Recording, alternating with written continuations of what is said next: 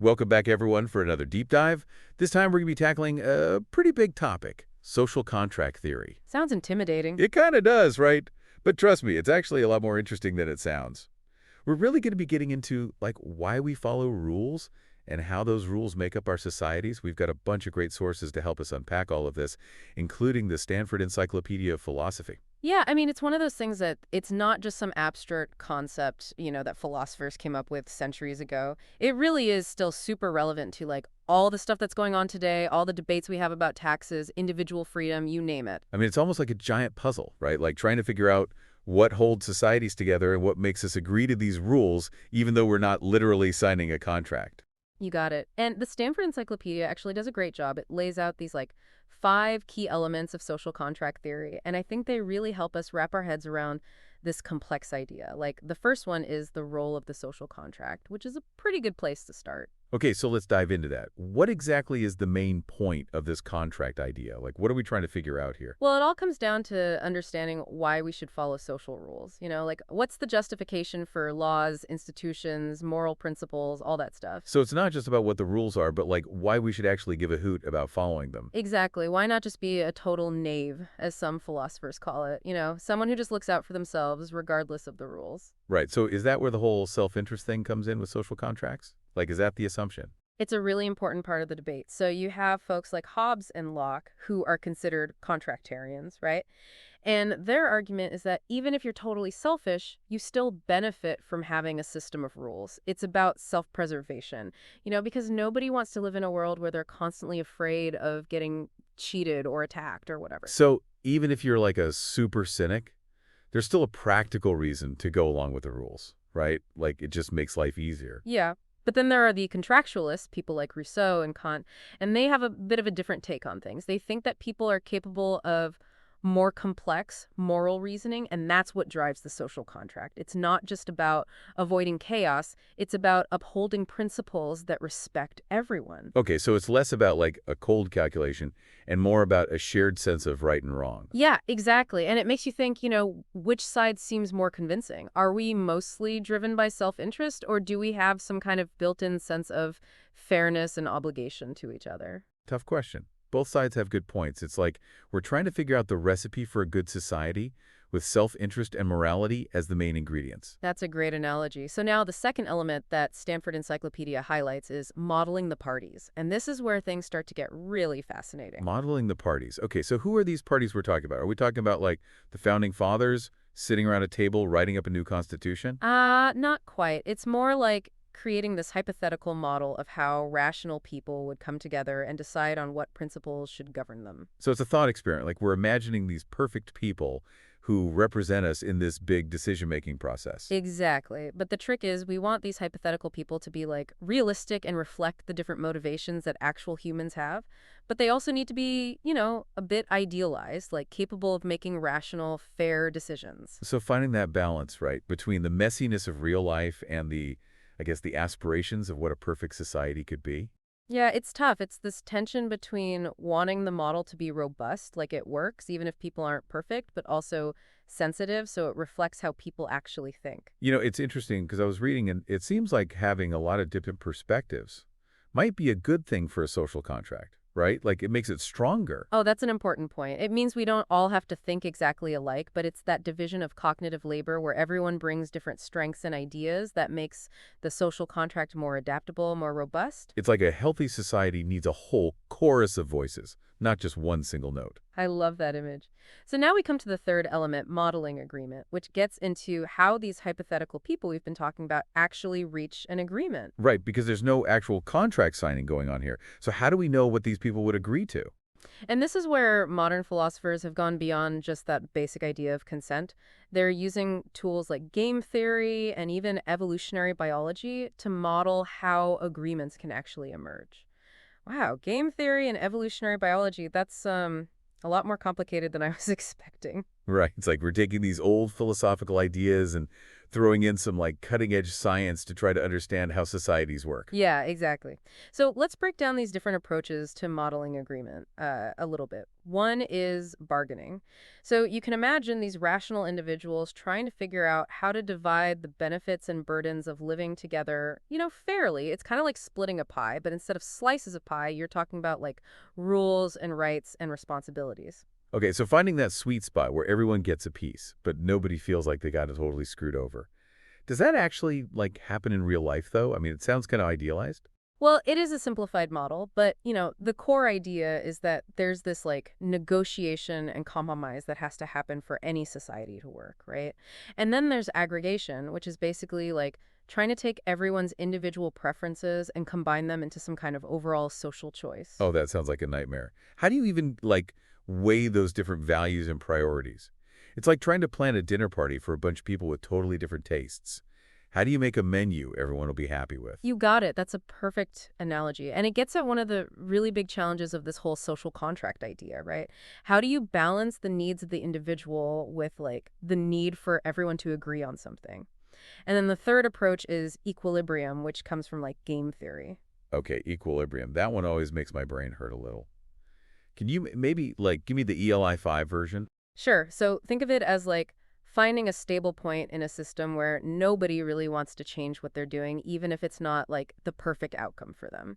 One of the classic examples is the stag hunt game. Have you heard of that one? Oh yeah, the stag hunt. It's all about like choosing between cooperating to get a bigger reward or going it alone for a smaller but safer payoff, right? Exactly. It's a great metaphor for the tension between self-interest and, what could be achieved if everyone worked together. And we see this playing out in real life all the time, too. Oh, absolutely. Like think about international agreements on climate change, for example.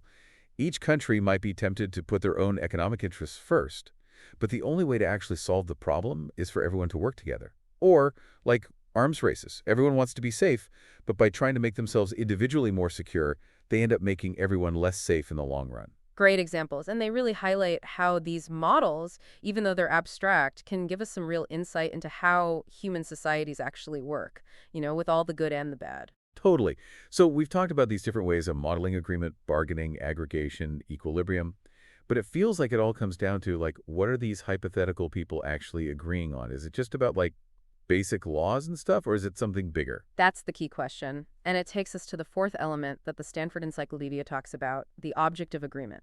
Basically, it's about defining what the social contract is supposed to cover, like what's on the table when these imaginary people are making their deal. Okay, so what are we talking about here? Is it just about setting up a government and making sure there's, like, some basic law and order? Well, that's definitely the traditional focus, especially for people like Hobbes and Locke. They were all about the legitimacy of political power and the duty of citizens to obey the state. But it can actually be way broader than that. So it's not just about avoiding anarchy. It's about figuring out what makes a society just and fair in a more, like, fundamental way. Yeah. Think about a philosopher like John Rawls, for instance. He said that the social contract should actually encompass the entire basic structure of society, like the economy, family structures, even our understanding of rights and freedoms. He wasn't just trying to keep the peace, he was trying to create a world where everyone has a fair shot at a good life. So instead of just setting the rules of the game, we're talking about designing the playing field itself, right? Making sure it's level and fair for everyone who steps onto it. That's a fantastic way to put it. And then there are even more expensive views of the social contract. Some people think it should be about justifying moral principles themselves, like these universal rules that everyone should follow no matter who they are or where they come from. Wow, so it's not just about our relationship with the government, but like how we treat each other as human beings, right? Exactly. It's recognizing that we're all connected and trying to figure out how to create a world where everyone can thrive. This is all super fascinating, but I got to be honest, my head's spinning a little. Like, even if we can imagine what this perfect social contract looks like, what does it actually mean for us in the real world? Does it change anything? That is the million-dollar question. And it leads us to the fifth and final element. What does the contract show? It's about figuring out what the implications of this whole social contract idea are. Like, how do we actually use it to understand the world? Okay, so what are the different interpretations of what the contract actually shows? Like, what are the different schools of thought on that?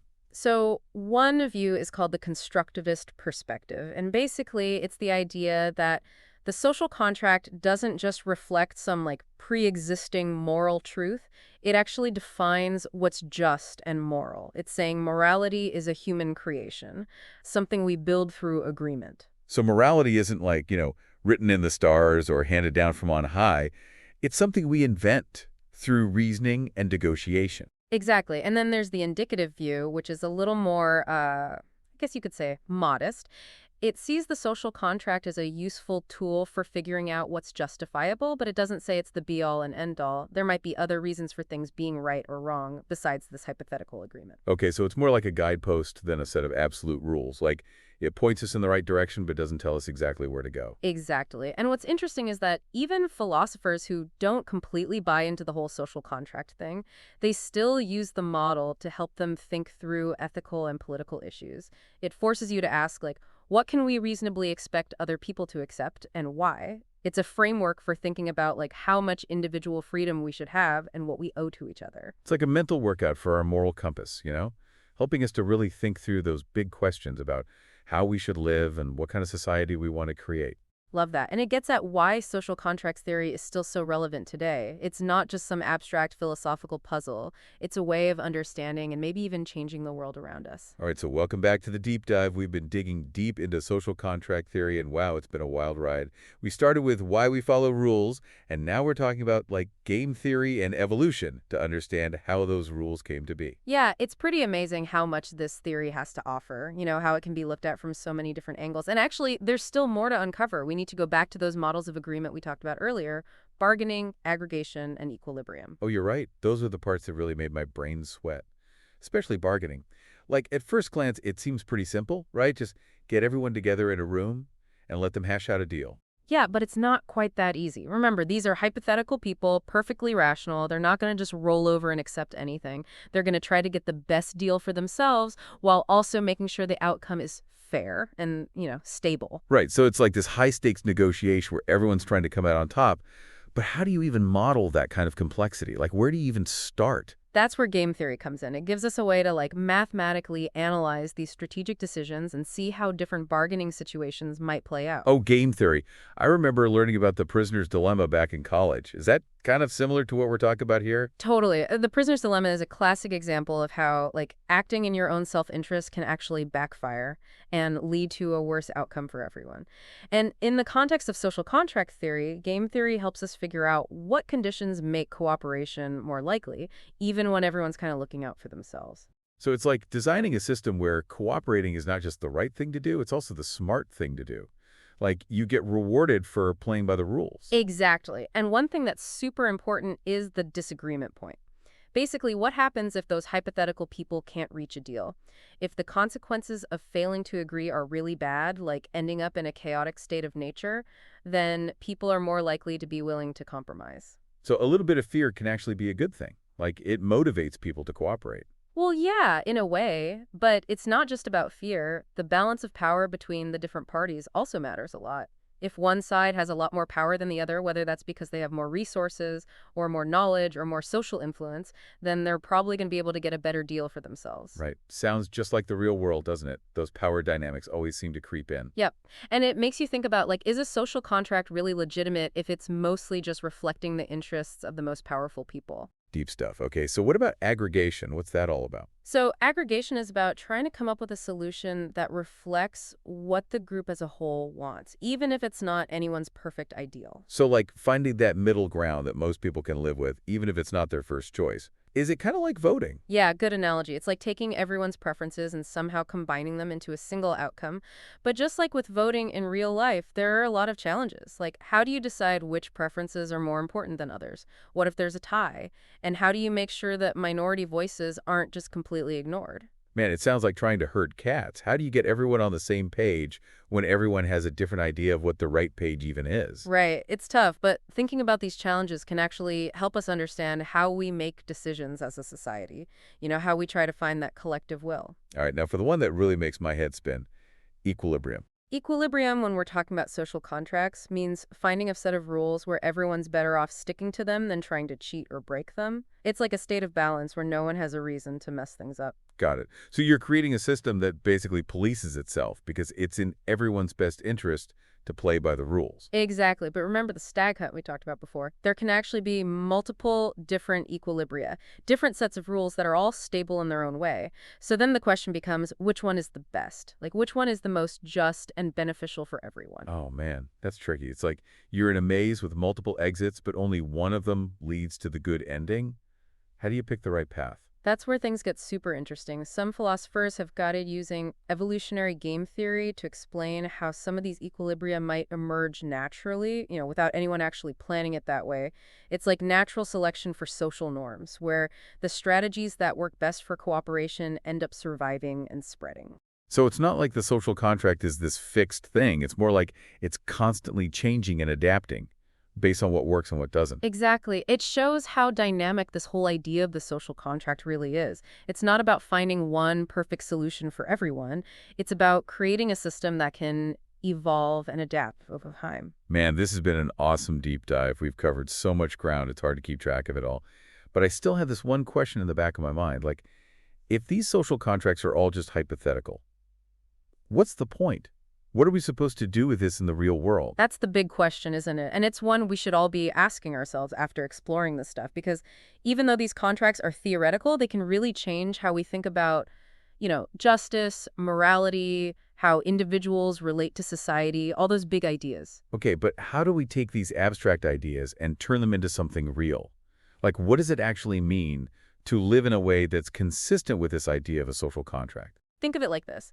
Social contract theory gives us a way to look at the rules we live by and ask, are they fair? Do they actually reflect what people want? Or are they just based on force or tradition or whatever? So it's like holding up a mirror to society and saying, hey, are we actually living up to our own ideals? Are we honoring those unspoken agreements that, like, bind us together? Exactly. And if the answer is no, then social contract theory gives us the tools to demand something better.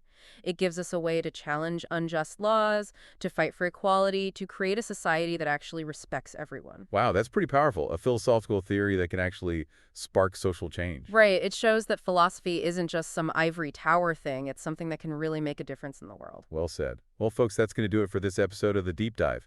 As you go about your day, think about those unspoken social contracts that are all around you. Are you getting a fair deal? Are you holding up your end of the bargain? And if you could redesign society from scratch, what would your social contract look like?